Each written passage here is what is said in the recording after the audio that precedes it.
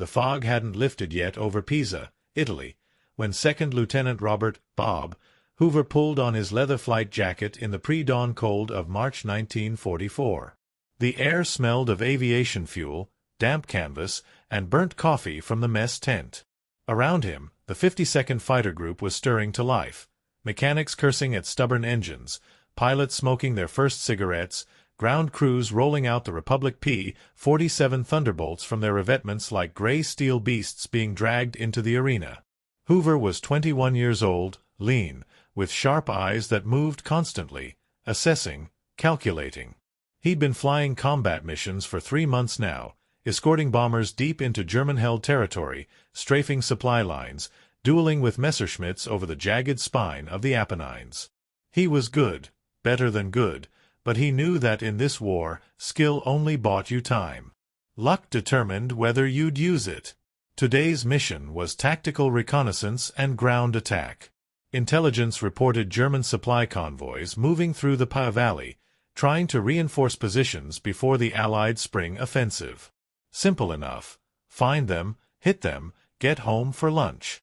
His P-47, tail number 43 to 25,841, sat waiting on the hardstand. The Thunderbolt was a monster. 7 tons of radial engine, armor plate, and .50 caliber machine guns. It could take punishment that would tear apart a Mustang or a Spitfire. Pilots called it the Jug because it looked like a milk jug with wings, but they said it with affection. The P-47 brought you home. Hoover walked his pre-flight inspection by muscle memory. Control surfaces. Check. Fuel lines. Check. Ammunition belts feeding into the 8 guns. Check. The Pratt & Whitney R-2800 radial engine gleamed in the weak morning light, 18 cylinders arranged in 2 rows, capable of 2,000 horsepower when you pushed it. He ran his hand along the cowling, feeling the cold metal, then climbed into the cockpit. The instrument panel was a constellation of gauges: airspeed indicator, altimeter, attitude indicator, compass, fuel gauges, oil pressure, cylinder head temperature, manifold pressure. Each one a lifeline. Each one telling him what he couldn't see or feel: how high, how fast, which way, how much time left. "Good hunting, sir," his crew chief called up. Hoover nodded, pulled on his leather helmet, plugged in his oxygen mask and radio cord. The canopy came down with a solid thunk, sealing him into his small world of plexiglass and steel. The R-2800 coughed once, twice, then roared to life with a sound like continuous thunder. The whole aircraft vibrated. Blue exhaust smoke drifted past the canopy. He checked the engine instruments, all green. Oil pressure rising. Cylinder head temps climbing into the safe range. At 0847 hours, 4 P-47s of blue flight rolled down the pierced steel planking runway and clawed into the Italian sky. Hoover was Blue 3.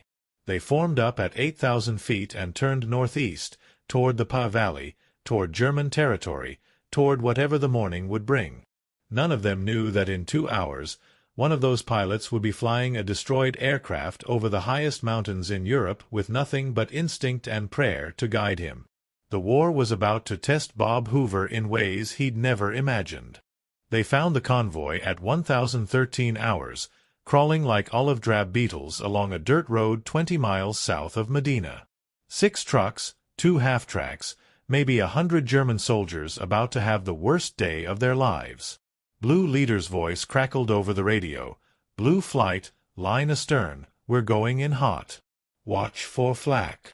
Hoover rolled inverted and pulled through into a steep diving attack, the P-47's nose pointed at the earth, airspeed building rapidly.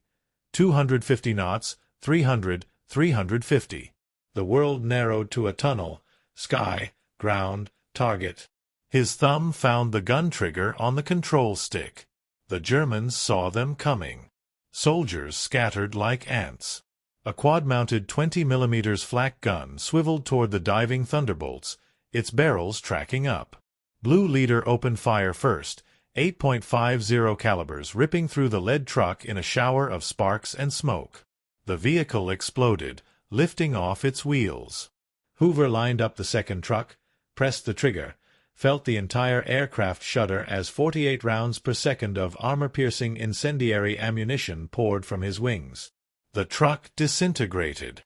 He pulled up hard at 500 feet, the G-forces crushing him into his seat, vision graying at the edges.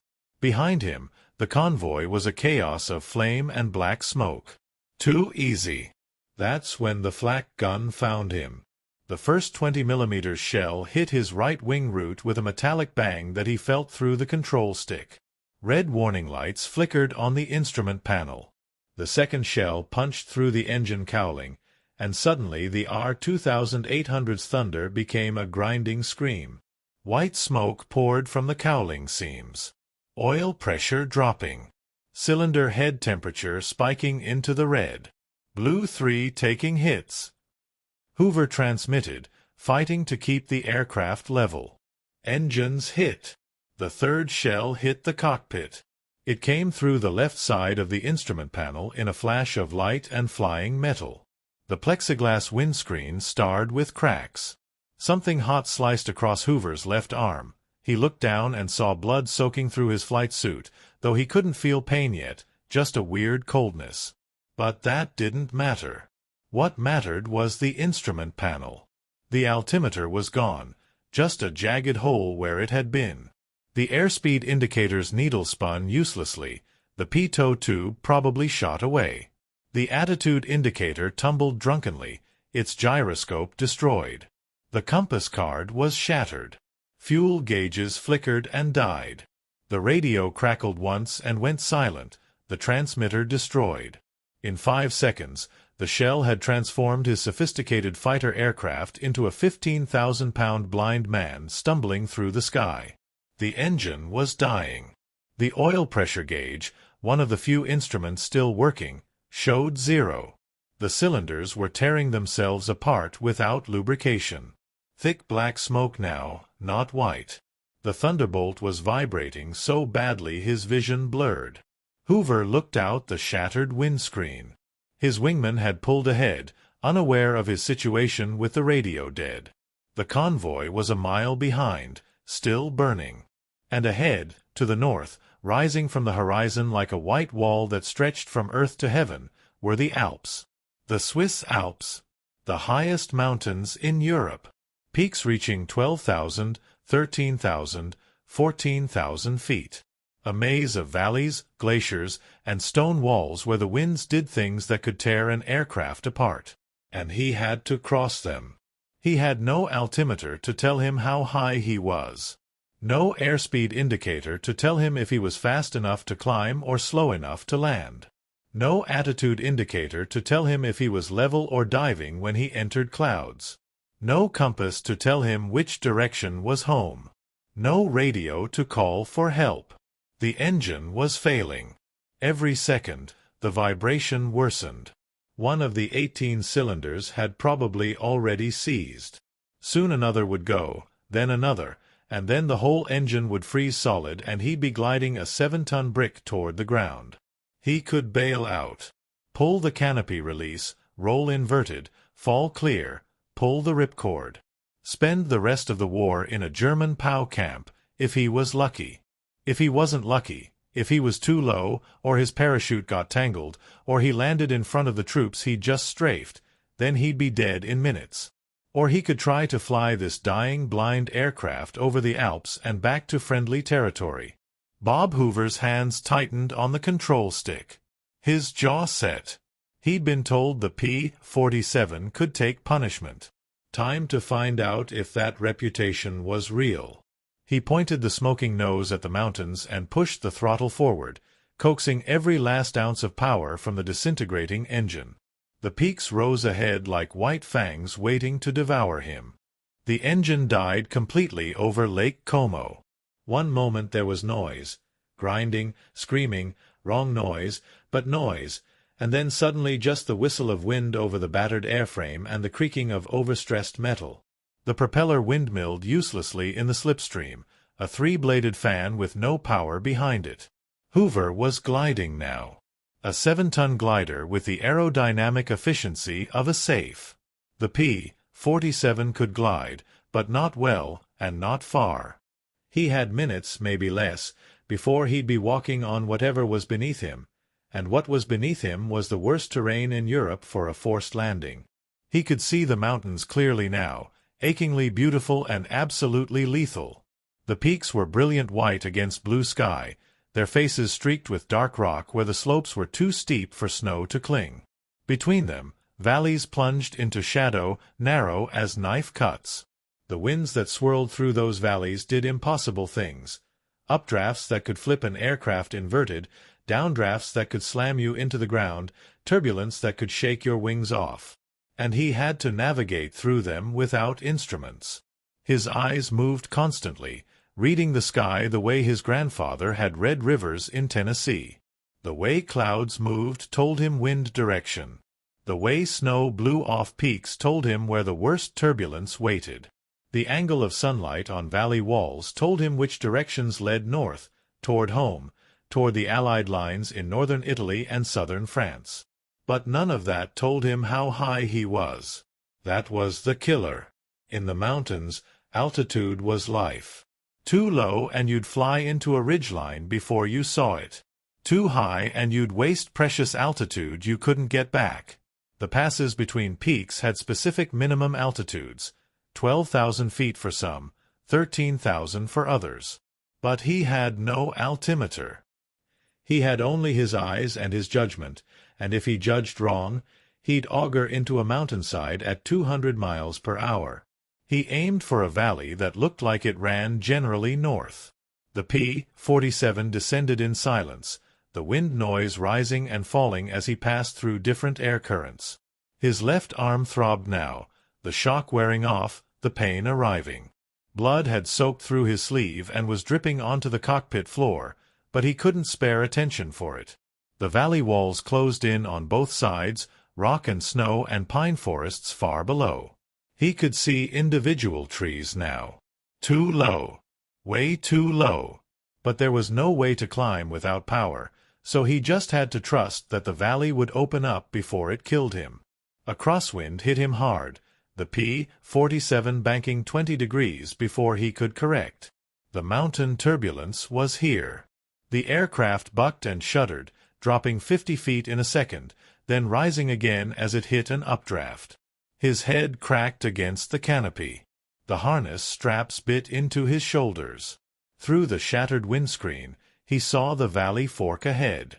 Left or right? The left fork seemed wider but curved away to the west, wrong direction. The right fork was narrow, choked with clouds, but it looked like it ran north. He banked right, pushing the nose down to maintain airspeed in the turn, feeling the aircraft mush as it lost lift. He entered the clouds blind. Without an attitude indicator, clouds were a death sentence. You couldn't see the horizon. You couldn't tell up from down. Your inner ear lied to you, told you that you were turning when you were level, told you that you were level when you were in a graveyard spiral. Pilots called it the leans, and it killed dozens of aviators every month. But he had no choice. The clouds were here and he was in them. Gray fog closed around the canopy. He forced himself to ignore the lying signals from his inner ear and instead watch the few instruments that still worked. The turn and bank indicator, still functional, showed him if he was skidding or slipping. The magnetic compass, cracked but readable, gave him a rough heading, though it spun wildly in the turbulence. He held the stick with gentle pressure, making tiny corrections, trusting the gauges over his senses. Seconds felt like hours. The clouds pressed in like wet wool. And then, sunlight. He burst out of the cloud deck and immediately saw that he'd made the right choice. The valley had opened into a broad pass, and beyond it, the northern slopes of the Alps fell away toward the Pa Valley, toward Italy, toward home. But he also saw that he'd cut it impossibly close. The ridgeline he'd just passed over was perhaps 200 feet below his current altitude. If he'd been 50 feet lower, 3 seconds of descent, he'd have hit it. His hands were shaking now. Adrenaline, blood loss, shock, exhaustion, all of it hitting at once.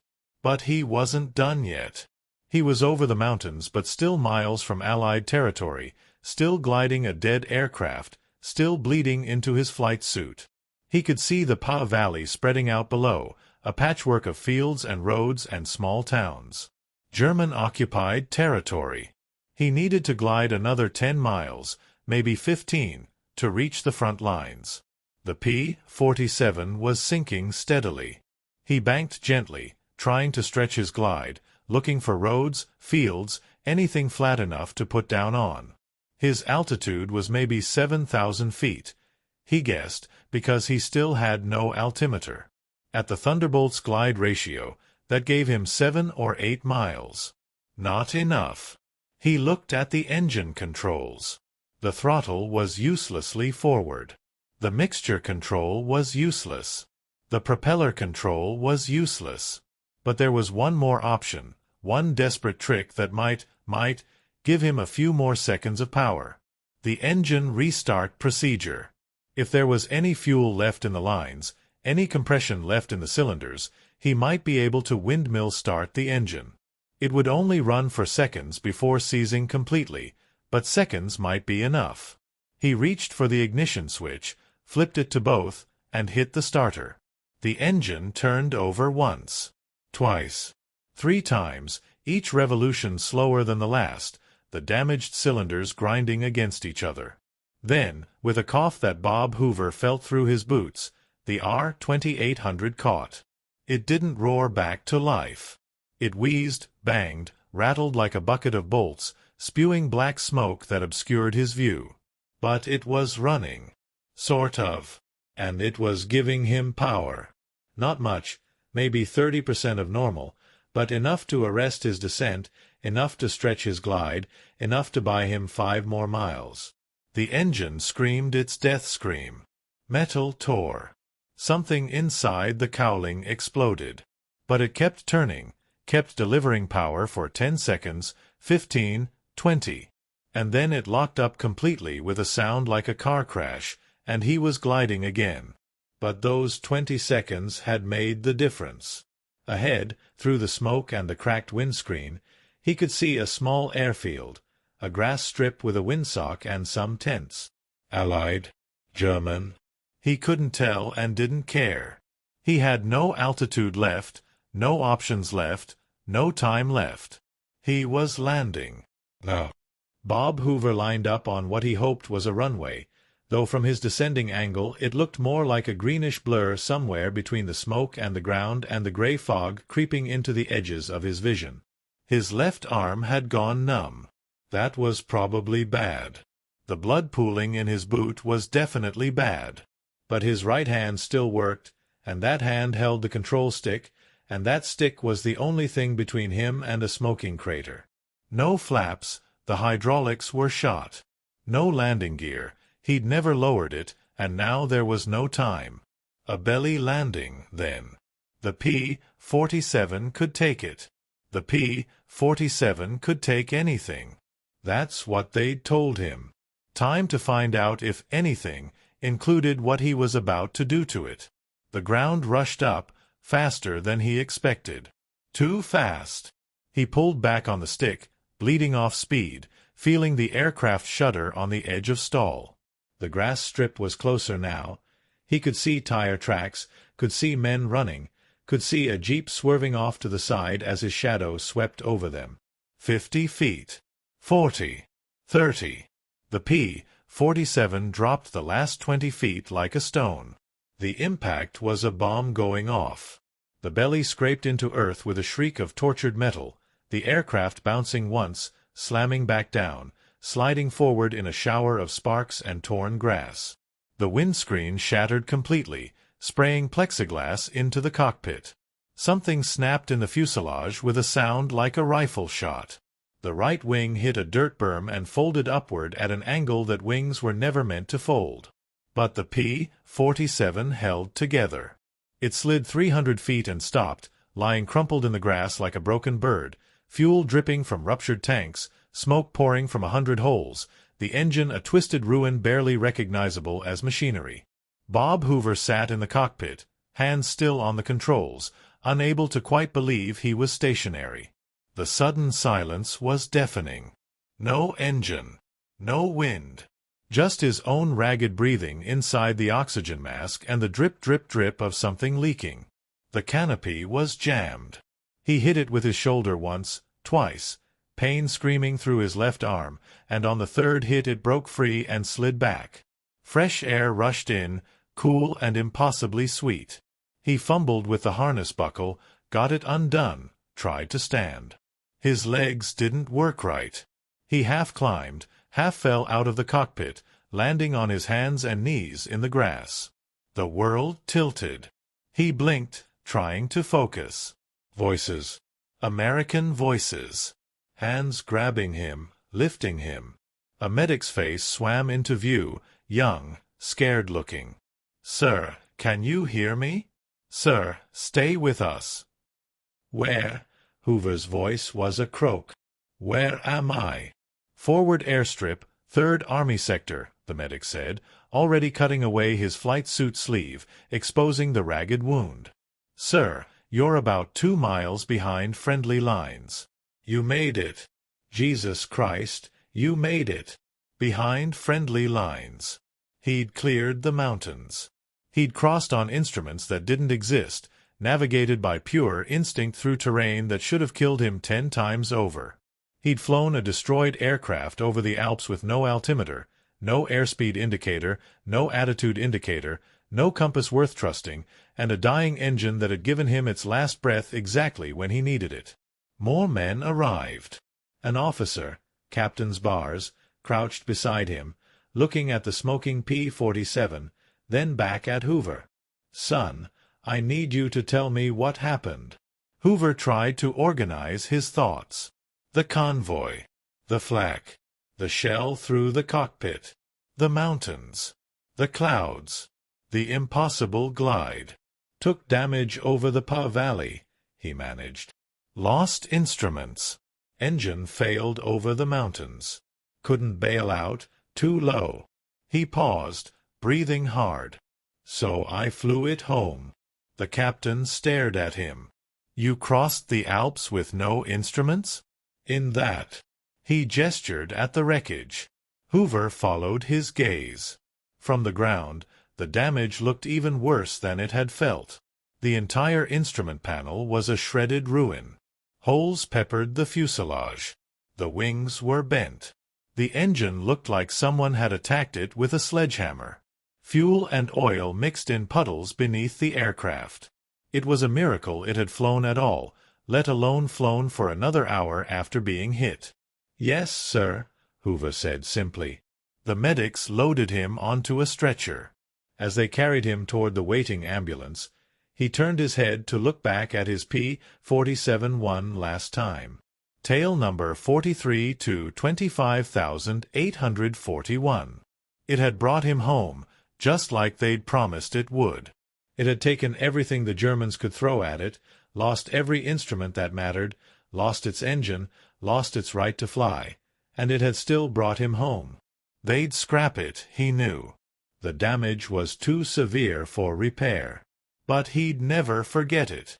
The wound in his arm required surgery and 3 weeks of recovery. The doctors told him he'd lost nearly a pint of blood by the time he landed. Another few minutes and he might have passed out in the cockpit. But he hadn't. He'd stayed conscious, stayed in control, stayed flying. Bob Hoover returned to duty in April 1944 and flew another 42 combat missions before the war ended. He survived them all. After the war, he became one of America's greatest test pilots, flying experimental aircraft at the edge of the envelope, pushing boundaries, teaching others how to read an airplane the way he'd learned to read the sky over the Alps. He never talked much about that day in March. When people asked him how he'd done it, how he'd crossed the Alps with no instruments, he'd shrug and say something about the P-47 being a good aircraft or about getting lucky with the weather. But the men who'd seen the wreckage knew different. They'd walked around that destroyed Thunderbolt, seen the shot-away instruments, the holes in the engine, the bent wings. They knew what it took to fly that airplane for another hour, knew what it took to navigate through mountain passes and clouds with no gyroscopes to trust, knew what it took to judge altitude by eye alone and land a 7-ton fighter on a grass strip with no landing gear. It wasn't luck. It wasn't the aircraft. It was a 21-year-old pilot who'd refused to quit, who'd trusted his instincts over his fear, who'd flown by the seat of his pants when all his instruments told him nothing but lies or silence. It was the kind of flying that couldn't be taught in any manual, the kind that separated the merely skilled from the truly exceptional. It was the day Bob Hoover proved that sometimes, when everything that can break does break, when every rational choice points toward surrender, when the mountains rise ahead and the clouds close in and the instruments go dark, sometimes all you need is a steady hand, a clear head, and the absolute refusal to accept that the sky gets the final word. He flew home because he decided he would fly home. And in the end, that was enough.